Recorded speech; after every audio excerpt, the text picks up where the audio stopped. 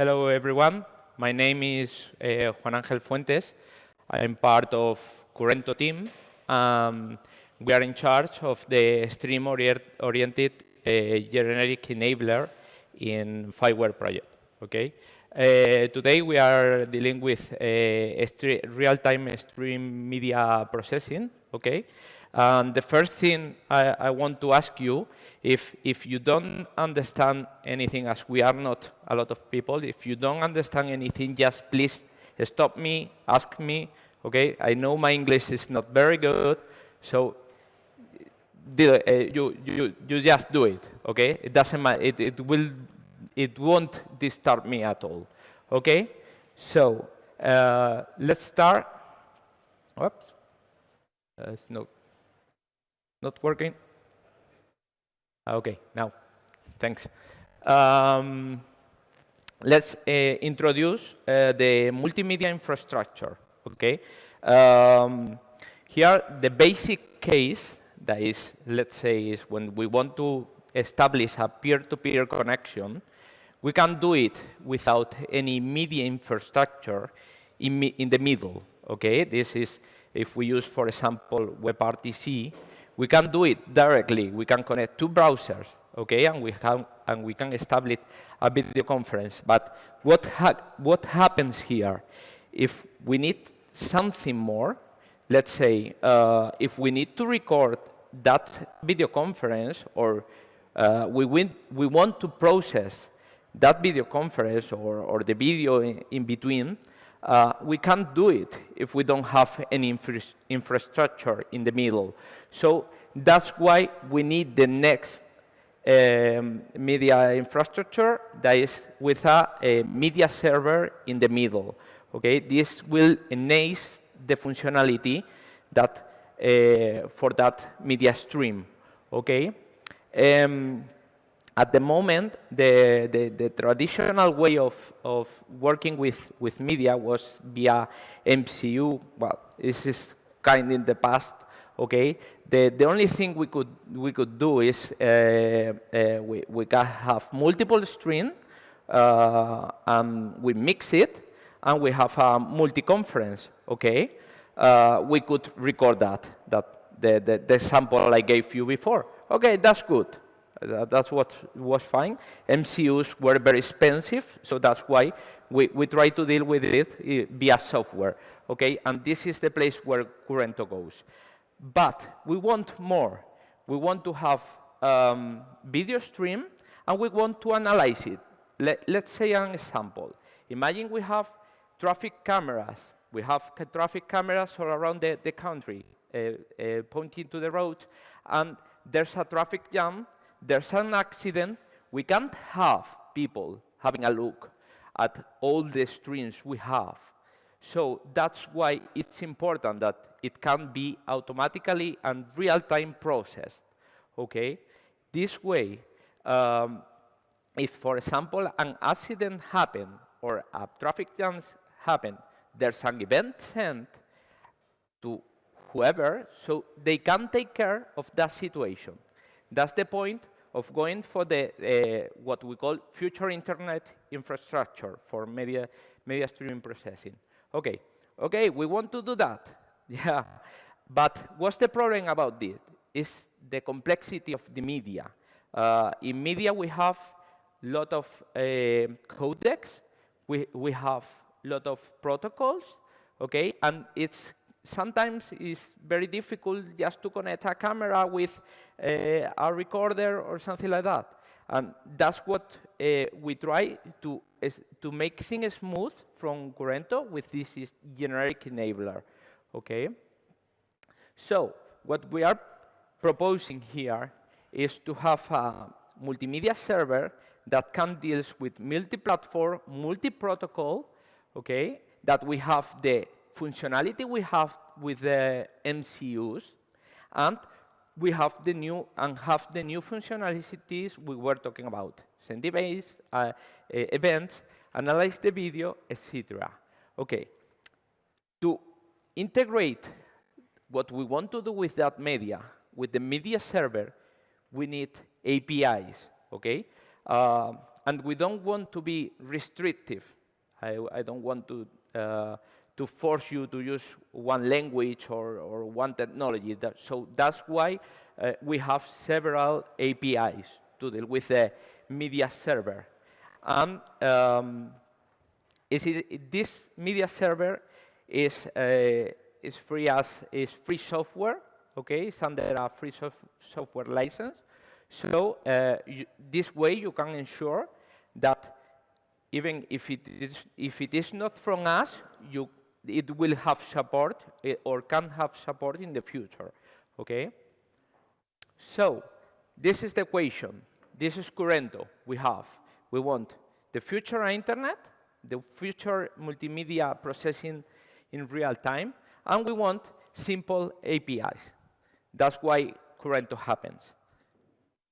This is how it seems, the platform, the infrastructure. You can use it not only from a laptop, not only from a PC. You can use it from your phone. You can receive, nowadays, we consume a lot of media from our phones.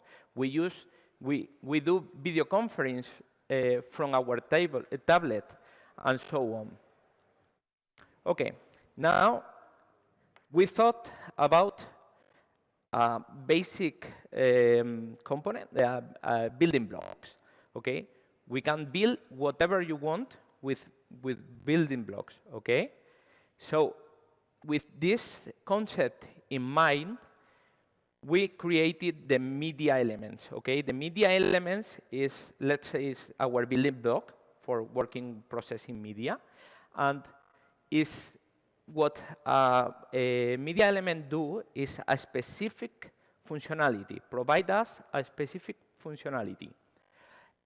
So the developers abstract from the low-level complexity we were talking before, and can just use it. I want this filter. I want the video to be in black or white.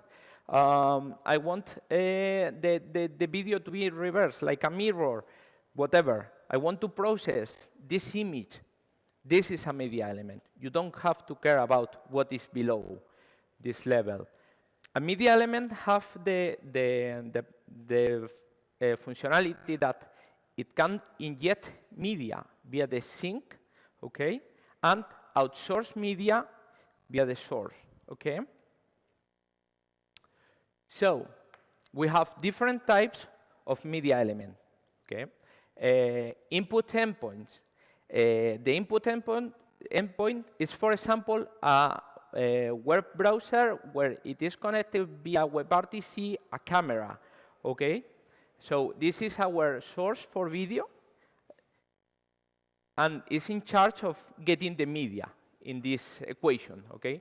Filters, we transform the media. As I told you before, we process the media, we change the aspect ratio, we change the codec. The codec doesn't matter. Hubs, let us manage several streams in just one or whatever. It can help us to manage. The point is to manage multiple media flows, okay? And the output endpoints are the one that serve to present, for example, the media that can be the screen, the web browser, or to store it to record this media into a file. Okay, that is there recorded. That's the output endpoint. Okay, so these building blocks, we want to put it all together. These media elements, we want to put it to attach one with other. That's why we have the concept of sink and source. And we do it in the way that is represented, and we call this a pipeline. Okay? So, if we have a look, media elements in a pipeline is that we connect several media elements, and we get the pipeline we want. We only have to think. The pipeline is the result of what we want to do with the media, okay? And just we use the media element. To do this, sorry, we created what we call a toolbox. Okay, a toolbox is with several kind of media elements we have been speaking before. We have the ones that deals with protocols and codecs. For example, we can work with WebRTC that doesn't need any plugin in a browser.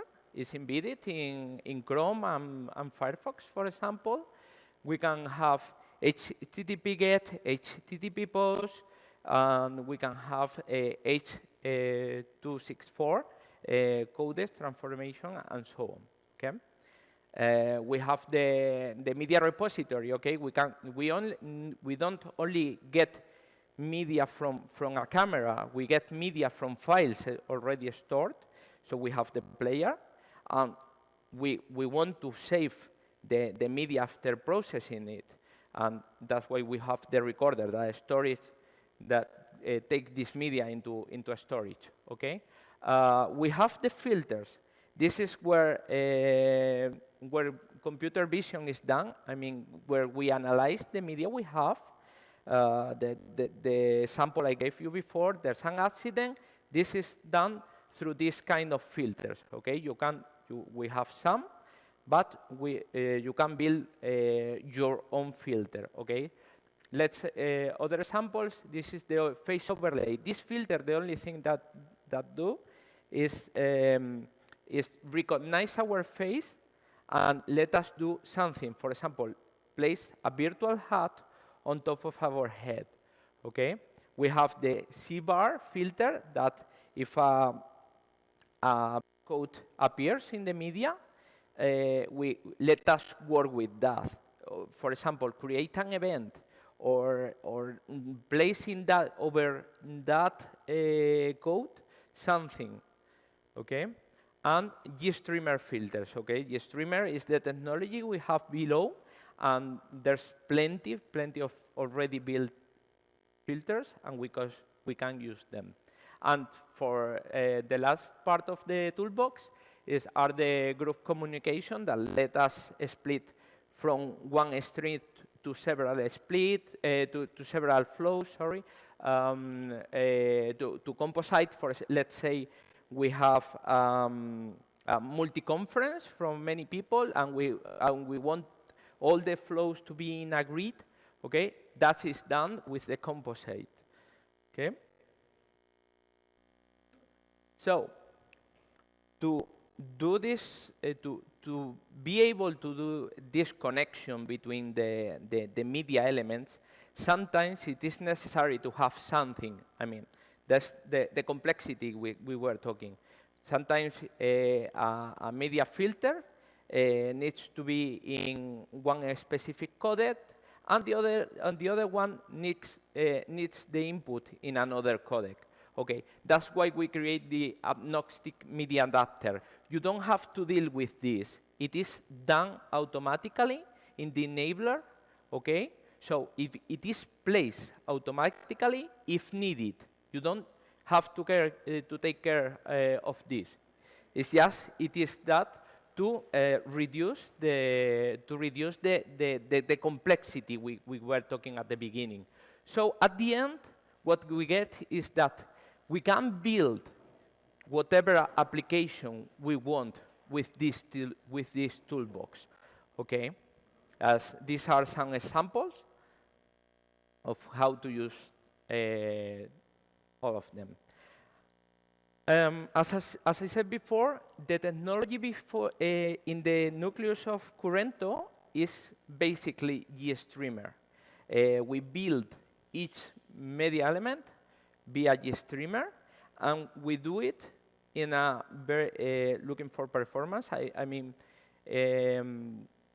it's already very optimized, each one. Okay.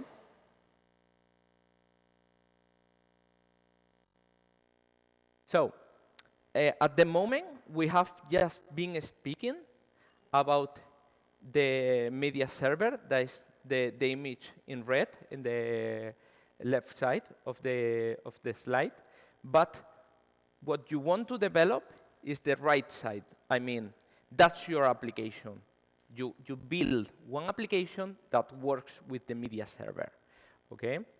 This way, as we said, having several APIs, we can build whatever we want. We can use whatever technology we want for the signaling plane, okay? That is the one on the right. Is the application is in charge of telling the media server, I want to do this with this media. And when another media comes, I want to happen another different thing, okay? So that's why we have REST API. REST API almost work with any technology. We have JSON RPC, WebSockets interfaces, and so on. We have the API being able to work with Java, JavaScript, Node, and that's for the moment. So if we think of a web application, we happens in our mind that we have the already well-known three-layer of a web application. Okay, we try to keep that concept and have it as well for media processing.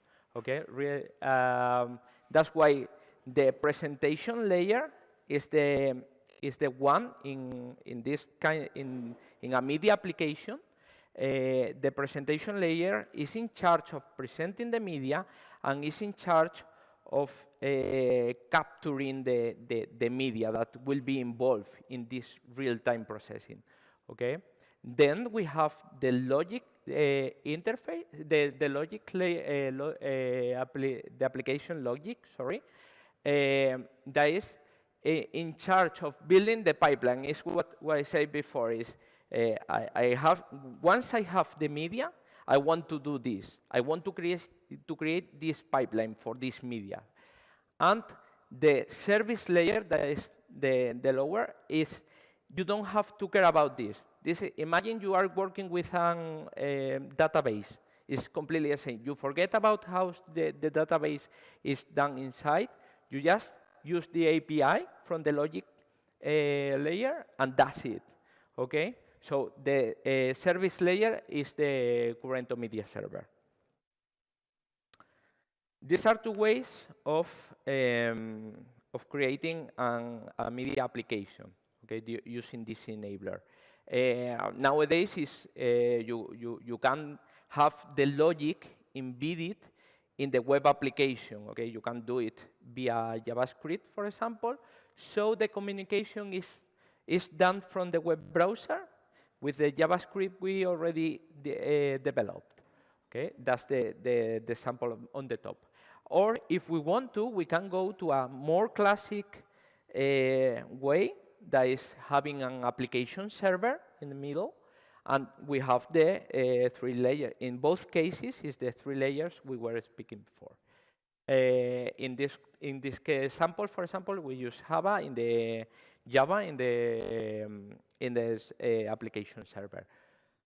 Okay, this is to show you the flow of a normal media application using this enabler.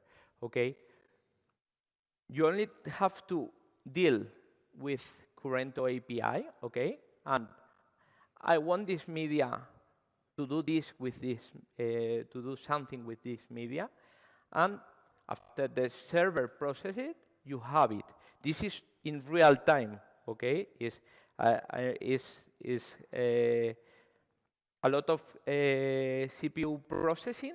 Okay, but as it is very optimized, you can have it real time. Okay, and the media is changed with the server. Okay, now I'm going to show you an example we saw a couple of years ago in a campus party that basically was a screen with a camera. Okay, and we place a chroma screen behind. I mean, the green screen they use in fields and so on. And what we wanted to do is you place in front of the screen and you watch yourself. So we need first to capture the video. We need a WebRTC endpoint that was just run in a browser. Okay, we use this stream. We used a mirror filter, so we get the same feeling that when we are watching in front of a mirror, because the other way the video is the other way around. A pointer detector. Okay, we had a ball, a yellow ball, and we used that ball to be the pointer. Okay, so we could interact with the features we have deployed. Okay, in the application. The chroma filter, that is the green screen I was talking before, and we wanted to create different environments with this filter. And to end up, we have a face recognition filter that allows us to do something different in each occasion with our screen, let's say, with our face, sorry. At the same time that we were watching it back into the screen, we were uploading it to YouTube. Okay, so it's missing here a hub component, but you can do that. Okay, this is the sample. So they use the ball to interact with they don't have to click anything. They just decided which environment they want it to be, and their face was detected, and the ball was detected. So you can see it changed. And now there are more people coming, so it's not just for just one person. It can be a group, as you can see here. Okay, this is a very basic example, and you can do it at home. I'll show you later how to. Okay. Yeah. So I will upload. I don't know if it is already uploaded, but I will upload this presentation in the web, so you can have the access to the tutorials. Anyway, if you look for Kurento tutorials, you get this URL. Okay. So what do we need to play with this stuff we have been talking about? Basically, we need a FIWARE account in the FIWARE lab. That is easy. I encourage you to use it this way. Okay, that's why we are here. Or you can go for a local installation. It's okay. Both ways, you get more of the same thing. We need maybe npm manpower to deal with the dependencies of this test. Your favorite development environment. Okay. The first example I'm proposing is to get to know if the server is working. Okay, this is basic. It's just to have a camera. We run a web page, and we see our video. Okay, the video that we are capturing. But the thing is that we are not getting it through the camera. We are going through the media server. This is just for testing. This is just for connecting the media server. As you can see here, it is an easy sample, so that should be what you get in the API. So this is the only thing you have to deal with. Okay? The rest is already done for you via the API. Okay? You can do it in Java. You can do it in JavaScript, or you can do it in Node. Okay? As you can see, there's not much to do. This is very, very easy examples. Okay?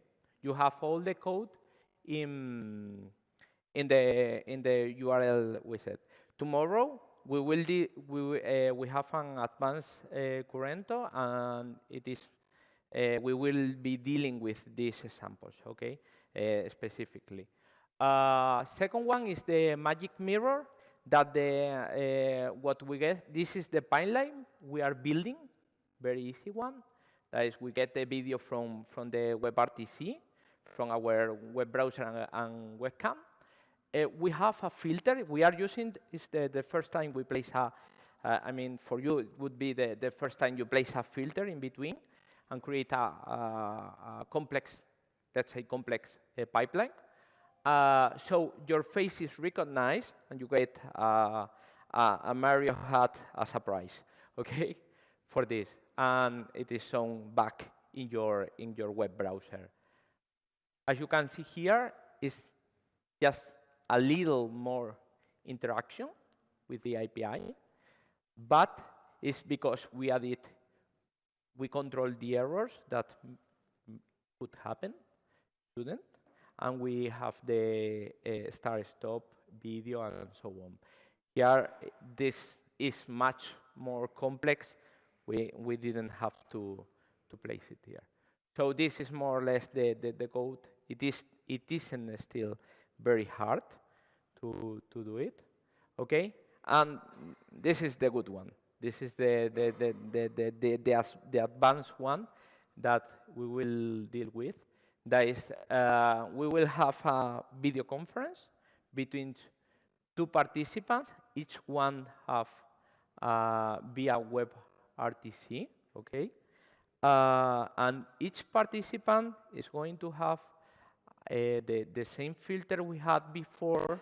So one can be with Mario hat, the other one with Sonic face, whatever. And it will end up not only showing on the screen of the other participant, but it will be stored in in that case, in our hard drive, okay? This is the result, okay? The participant with a hat. This one didn't have anything at the moment. All these examples are on Kurento tutorials, okay? You can have a look at it. So, what we do in FIWARE Lab is that we have already built the images with Kurento for you. So you only have to go for the image for the latest one you have, the latest and the greatest. That's it. Or if you want, you can. We have in our page we have the recipes to install Kurento, and you can do it on your own. Play with these samples and build your pipelines up as you want. Okay. This is how it's done. You take the image you want to do it, you want to work with, and that's it. Okay. Thank you very much for attending. And now, if you have any question, if I wasn't clear or you want to review any slide, just ask. Okay. Yep.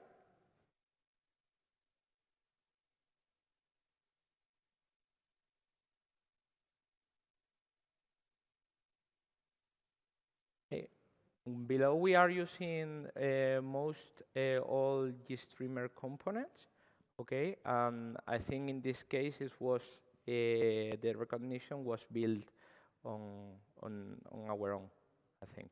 I don't know. I don't really know the low level of this filter because I'm abstract by the media element, but we mainly use GStreamer for this kind of things and their features.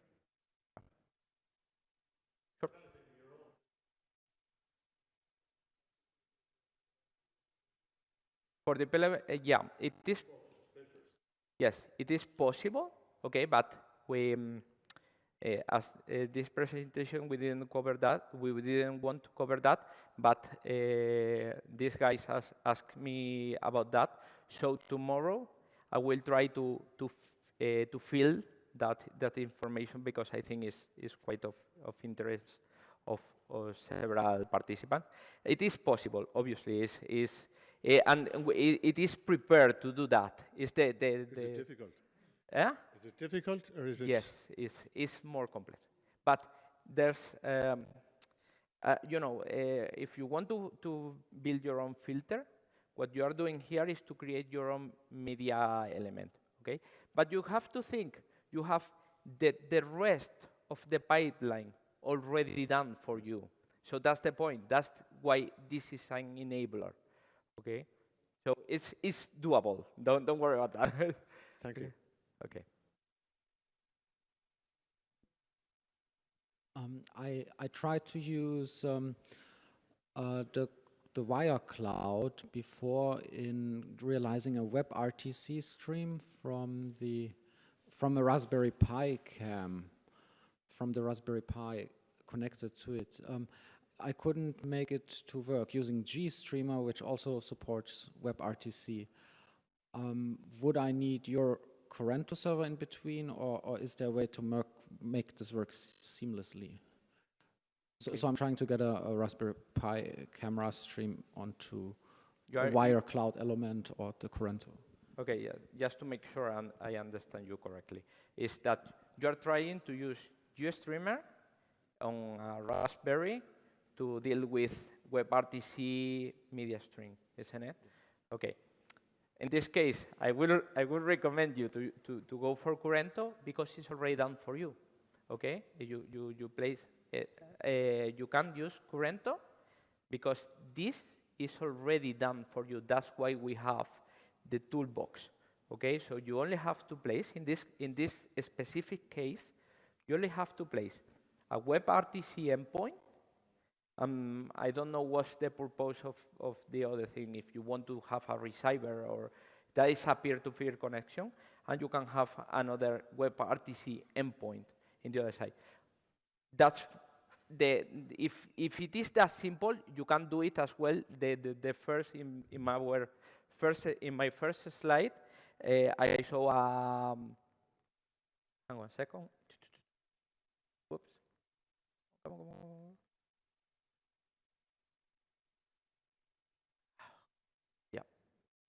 There we go. Okay.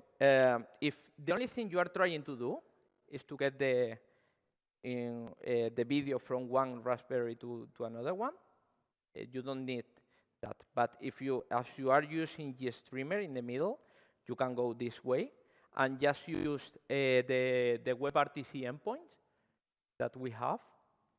These ones. That are these ones. These endpoints allows you to capture video, capture media, and display media. So it's very easy for you. And it is covered in the second example. Yep, sorry. This one is just with one, but in the second example, no, in the third one, sorry. You can't forget about it, this one, and just connect this one with this one. As you can see, you just connect the source with the sink, the source and with the sink. And that's it. It's really easy, okay, to have this pipeline. Okay? Any other question? Okay. Thank you very much. I really appreciate your time, and I hope it was worth it for you.